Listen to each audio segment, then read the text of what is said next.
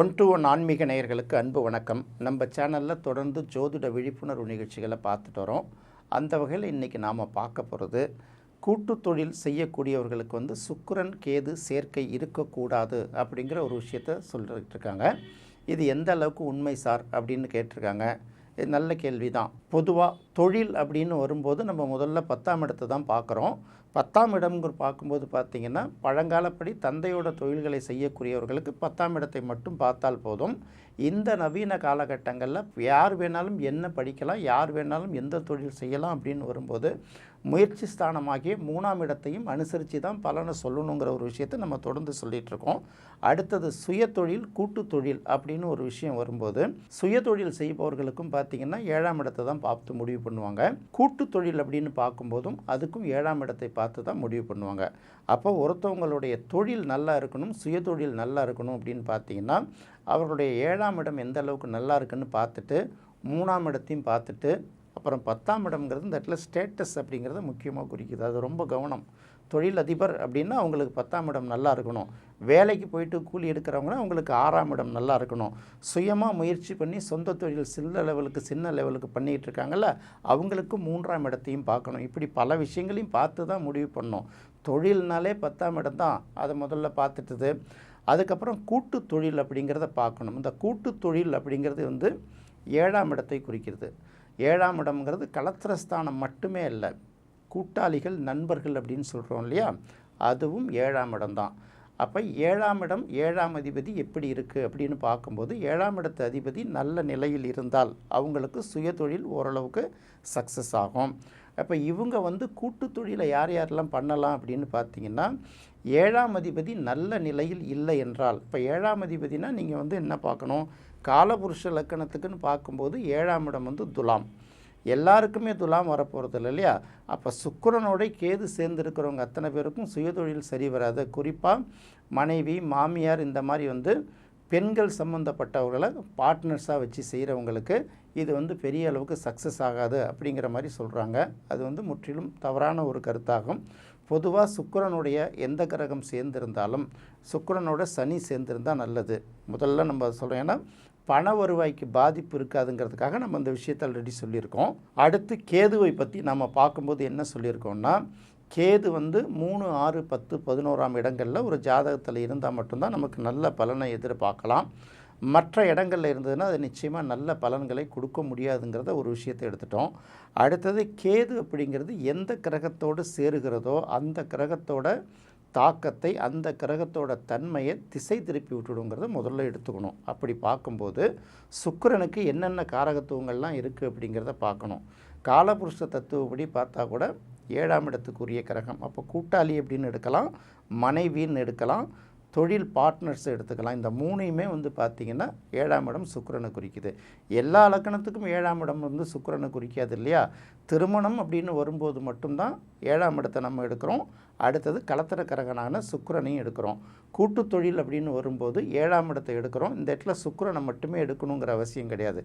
7ஆம் அதிபதி நல்ல நிலையில் இருக்கிறதா அப்படிங்கிறத பார்த்து எடுத்துக்கிறோம். அப்போது சுக்கிரனை மட்டுமே வச்சு கூட்டு தொழிலை முடிவு பண்ணக்கூடாது. அடுத்தது கேதுவை பற்றி நம்ம இந்த இடத்துல பேச வேண்டியிருக்கு. கேதுவை பற்றி சொல்லும்போது என்ன சொல்கிறோன்னா, எல்லா கிரகத்துக்கும் சேரும்போது அதோட தன்மையை திசை மாற்றி விட்டுடும் அப்படின்னு சொல்லியிருக்கோம். அப்போ சுக்கிரனுக்கு என்னென்ன கேரக்டர் இருக்குன்னா, சுக்கிரனுங்கிறது மகிழ்ச்சியை குறிக்கக்கூடிய ஒரு கிரகம். அடுத்தது பார்த்திங்கன்னா நல்ல விதவிதமான துணிமணிகளை குறிக்கக்கூடிய ஒரு கிரகம். அடுத்தது எப்போதும் மகிழ்ச்சியாக இருக்கக்கூடிய ஒரு கிரகம். அடுத்து சுக்கிரன் அப்படின்னு பார்க்கும்போது சுவையும் மனமும் நிறைந்த உணவுப் பொருட்களை விரும்பி சாப்பிடக்கூடியது, மற்றவர்களுக்கு விரும்பி விருந்தளிக்கக்கூடியது அப்படின்லாம் எடுக்கலாம்.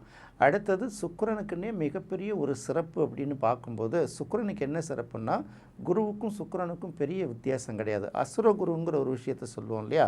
அப்போ சுக்கிரனுங்கிறவர் அப்படின்னு பார்த்தீங்கன்னா எல்லாருக்கும் தெரியாத ரகசிய வித்தைகளை அதிகமாக தெரிஞ்சிருக்கார். அதாவது சொல்லுவாங்க, புராண காலத்தில் சஞ்சீவி மந்திரம் அறிந்தவர். இறந்தவர்களை உயிர்ப்பிக்கக்கூடிய மந்திரம் சஞ்சீவி மந்திரம், சஞ்சீவி மூலிகைன்னு சொல்லுவாங்கள்ல. இதை தெரிஞ்சு வச்சுருக்கிறவர் சுக்கிராச்சாரியார். அதனால் அவர் ரொம்ப பவர்ஃபுல் அப்படின்னு சொல்லுவாங்கள்ல.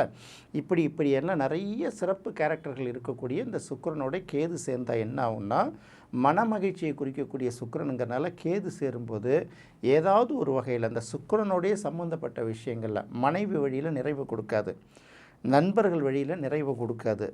அடுத்தது இவங்க வந்து என்ன தான் மகிழ்ச்சியாக இருந்தால் கூட கடைசியாக வந்து ஏதாவது ஒரு வகையில் அவங்க மனசு நோகிற அளவுக்கு ஏதாவது ஒரு இன்சிடெண்ட் இயல்பாக நடந்துடும். யாரும் திட்டமிட்டு பண்ணுறதில்ல. அடுத்தது சுக்கிரன் சிறு பணம்ங்கிறதுனால பல நேரங்களில் பணப்பிரச்சனைகளுக்கும் கையை வைக்கும். அடுத்தது சுக்கிரன் அப்படிங்கிறது துணியை குறிக்கக்கூடிய ஒரு கிரகம் அப்படிங்கிறதுனால இந்த கேது அதோடு சேரும்போது பார்த்திங்கன்னா துணியெல்லாம் பார்த்திங்கன்னா அடிக்கடி கிழிஞ்சு போயிடுது, அடிக்கடி கரைப்படுதில்ல, அந்த மாதிரி வேலைகள் நடக்கும். இது யாருக்கு நல்ல ப்ளஸ்ஸாக இருக்குமே பார்த்திங்கன்னா இந்த துணி கேதுங்கிறது எப்போதுமே அதை வந்து கசக்கிறது, டிஸ்டர்ப் பண்ணுறது இல்லை. அப்போ டைலரிங் தொழில் செய்கிறவர்கள், இந்த ரெடிமேட் சம்மந்தப்பட்ட ஆடைகளோட தொடர்புடையவர்கள், ஆயத்த ஆடை நிறுவனங்களில் பணிபுரிகிறவங்க, ஊசி நூல் சம்மந்தப்பட்ட விஷயங்கள்லாம் பணிபுரிகிறவர்கள்லாம் இது ஓரளவுக்கு நல்ல விஷயங்களை கொடுக்கும். அடுத்தது வாங்க, ஒவ்வொரு கிரகத்துக்கும் ஒவ்வொரு தெய்வத்தை அடையாளமாக வச்சுருக்கும்போது பார்த்திங்கன்னா சுக்கிரன் அப்படிங்கிறது மகாலட்சுமி, பெருமாள் ஏதாவது ஒன்று எடுத்துக்கோங்க. இந்த பெருமாள் அப்படிங்கிறது பார்த்திங்கன்னா கேதுங்கிறது பாம்பு. அப்போ இந்த பெருமாள் வந்து பாம்போட தொடர்புடைய பெருமாள் யார் அப்படின்னு பார்த்தீங்கன்னா ரங்கநாத பெருமாளை தான் எடுத்தாகணும், பத்மநாப பெருமாள் எடுத்துக்கணும். அப்போ பாம்பு மேலே படுத்திருக்கக்கூடிய பெருமாள் தான் வந்து இந்த சுக்கிரனுக்கும் கேதுக்கும் வந்து நம்ம எடுக்க வேண்டிய ஒரு காம்பினேஷனாக இந்த இடத்துல பார்க்குறோம். அப்போ சுக்கிரனோடு கேது சேர்ந்து இருந்தால் அவர்கள் வாழ்க்கையில் வந்து சின்ன சின்ன மகிழ்ச்சிகளுக்குள்ள கூட பார்த்திங்கன்னா அது என்ன தான் கிடச்சிருந்தா கூட ஏதாவது ஒரு வகையில் அது ஒரு குறைபாடாகவே இருக்கும். அடுத்தது பார்த்திங்கன்னா சுக்கிரனோட சேரும்போது சுக்கிரனுங்கிறது இந்த இடத்துல கணவனாக இருந்தால் ஆணாக இருந்தால் பெண்ணையும், பெண்ணாக இருந்தாலும் ஆணையும் குறிக்கக்கூடிய ஒரு வாழ்க்கை துணையை குறிக்கக்கூடிய விஷயம் இல்லையா.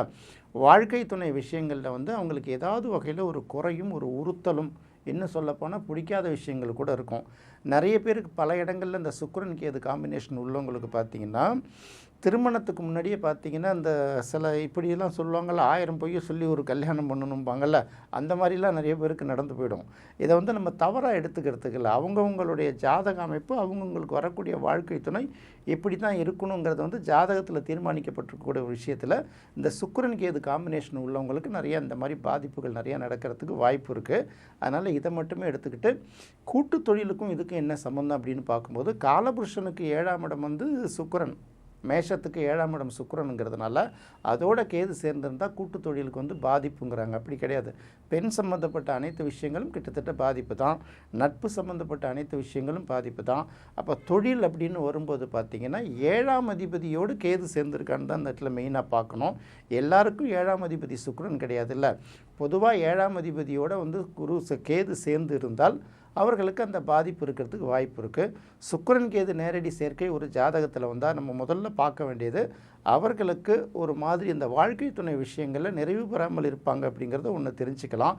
பொருத்தமான ஜோடி அமையாது. மாப்பிள்ளை அழகாக இருப்பார், பொண்ணு சம்மந்தம் இல்லாமல் இருக்கும். இல்லாட்டி பொண்ணு அழகாக இருக்கும், மாப்பிள்ளை சம்மந்தம் இல்லாமல் இருக்கும். ஒரே வீட்டில் இருக்கிறவங்க வந்து மனசளவில் வந்து ஒத்துப்போக மாட்டாங்க. வெளியில் இருக்கக்கூடிய வாழ்க்கைக்காக சில விஷயங்களை ஏதோ ஒரு நிர்பந்தங்களுக்கு கட்டுப்பட்டு மாதிரி சில வாழ்க்கைகள் இருக்கும். இதெல்லாம் நிறைய அனலைஸ் பண்ணி பார்க்கணுமே தவிர சுக்கிரனோட கேது சேரும்போது முதல் விஷயமாக நீங்கள் பார்க்க வேண்டியது உங்கள் வாழ்க்கை துணை விஷயத்தை தான் பார்க்கணும், வருவாய் விஷயத்தை பார்க்கணும். 3வது இந்த மாதிரி துணி சம்மந்தப்பட்ட தொழில்கள் சொன்னும் இல்லைனா கூட பார்த்திங்கன்னா வீட்டில் ஒரு தையல் மிஷினாவது கிடக்கும் அவங்க வீட்டில்.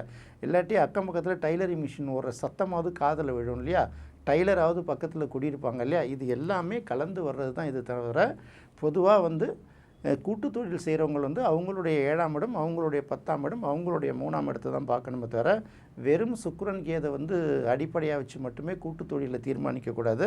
அதுவும் குறிப்பாக பெண்களை பார்ட்னராக வச்சுக்கக்கூடாது அப்படின்னு சொல்கிறது பெரிய விஷயந்தான். பெண்கள் எந்த வகையில் இருந்தாலும் சரி, அம்மாவாக இருந்தாலும் சரி, தங்கையாக இருந்தாலும் சரி, மனைவியாக இருந்தாலும் சரி, எந்த வகையிலையும் பார்த்திங்கன்னா சுக்கிரனுங்கிறதுக்கு ஒரு காம்பினேஷன் இருக்குல்ல. இப்போ சந்திரனும் பெண் கிரகம், சுக்கிரனும் பெண் கிரகம்.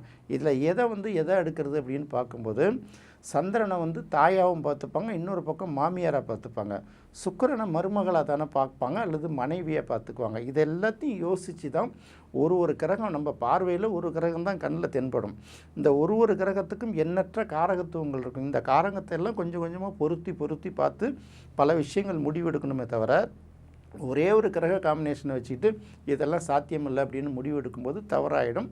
அதனால் சுயதொழில் செய்கிறவர்கள், கூட்டு தொழில் செய்பவர்கள் அவர்களுடைய 7ஆம் இடம், அந்த 7ஆம் அதிபதி எங்கே இருக்குங்கிறத பார்த்து முடிவு பண்ணால் தான் நல்ல விஷயத்தை கொடுக்குங்கிறத இதன் மூலம் நீங்கள் தெரிஞ்சுக்கலாம். என்ன நேயர்களே, இந்த நிகழ்ச்சி உங்களுக்கு ரொம்ப பிடிச்சிருக்குன்னு நினைக்கிறேன். மீண்டும் மற்றொரு சுவையான நிகழ்ச்சியில் சந்திக்கலாம். நன்றி, வணக்கம்.